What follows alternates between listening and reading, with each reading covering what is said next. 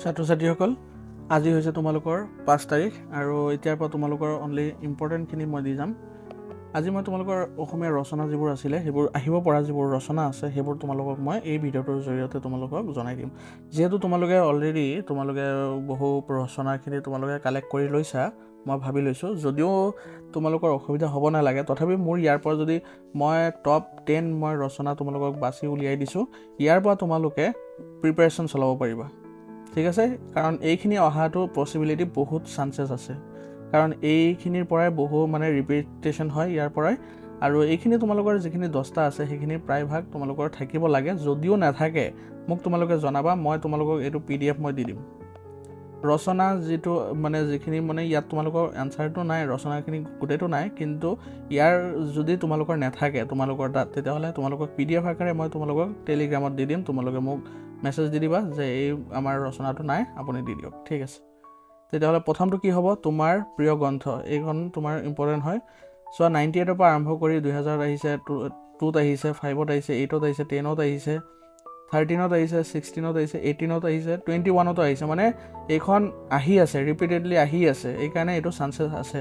তাৰপিছত 2 নম্বৰটো হ'ল অসমৰ প্ৰাকৃতিক সম্পদ। প্ৰাকৃতিক সম্পদ তোমাৰ 87ৰ পৰা আহি আছে, 87, 95, 99, 03, 06, 10, 16, কিন্তু এইকেইদিনৰ পৰা অহা নাই, কিন্তু পচিবিলিটি বহুত হাই আহাৰ। তাৰপিছত আছে অসমৰ কুটীৰ শিল্প। এইটো 5ত আহিছে, 7ত আহিছে, 11ত আহিছে, 13ত আহিছে, 17ত আহিছে। এতিয়া আহিব পৰা চান্সেছ বেছি। তাৰপিছত পৰিৱেশ প্ৰদূষণ আৰু ইয়াৰ প্ৰতিকাৰ 18ত আহিছে। এইটো অলপ হালকাভাৱে চালেই হ'ল, কিন্তু এৰি দিব নালাগে, মই বাছি 10টা দিছোঁ তোমালোকক। তাৰপিছত ভাৰতৰ জনসংখ্যা বৃদ্ধিৰ সমস্যা, এইটোতো মষ্ট ইম্পৰ্টেণ্ট, এইটো অহাৰ চান্সেছ বহুত বেছি। তাৰপিছত পুথিভঁৰাল 6 নম্বৰ, পুথিভঁৰাল 96ত আহিছে, 98ত আহিছে, 12ত আহিছে, 14ত আহিছে, 17ত আহিছে। এইটো তোমালোকে অলপ লাহে লাহে চালেই হ'ল, ইমান এটা নাই, এটা ষ্টাৰ দিছোঁ তোমালোকক। অসমৰ বানপানীটো এবাৰ আহিছিলে নেকি? নাই, ইয়াত ওপৰত অহা নাই বাৰু। ইয়াত 86ৰ পৰা আৰম্ভ কৰি 88, 2006, 12 আকৌ 18, 6 বছৰ পিছে পিছে আহি আছে। তেতিয়াহ'লে এইবাৰ তোমালোকৰ 23ত যিহেতু 24ত যিহেতু অহা নাই, এইবাৰ অহাৰ চান্সেছটো থাকিব পাৰে, চাই যাবা। তাৰপিছত প্ৰিয় সাহিত্যিক 1ত আহিছে, 4ত আহিছে, 6ত আহিছে, 9ত আহিছে, 11ত আহিছে, 14ত আহিছে, 20ত আহিছে, 23ত অহা নাই, এইবাৰ 25ত আহিব পাৰে। তাৰপিছত হ'ল ছাত্ৰৰ কৰ্তব্য 95, 98, 2011, এইকেইটাত আহিছে। তাৰপিছত বিজ্ঞানৰ অৱদান বুলি ক'লে অকল বিজ্ঞানৰ অৱদান নহয়, বহুত কিবা থাকিব পাৰে।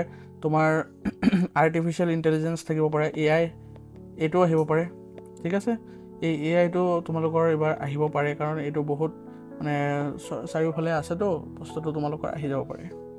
ট্ৰেণ্ডিঙত থকা বস্তুবিলাকো আহে, তেতিয়াহ'লে ইগন'ৰ নকৰিবা। বিজ্ঞানৰ অৱদান তোমালোকে AIৰ বিষয়েও আহিব পাৰে, ডাইৰেক্ট সুধি দিব পাৰে, তেতিয়া এইটো চাই ল'বা।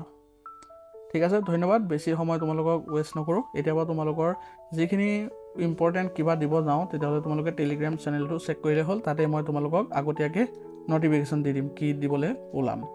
ঠিক আছে, ধন্যবাদ। ভালকৈ পঢ়া, ভালকৈ পৰীক্ষা দিবা, কোনো টেনশ্যন ল'ব নালাগে।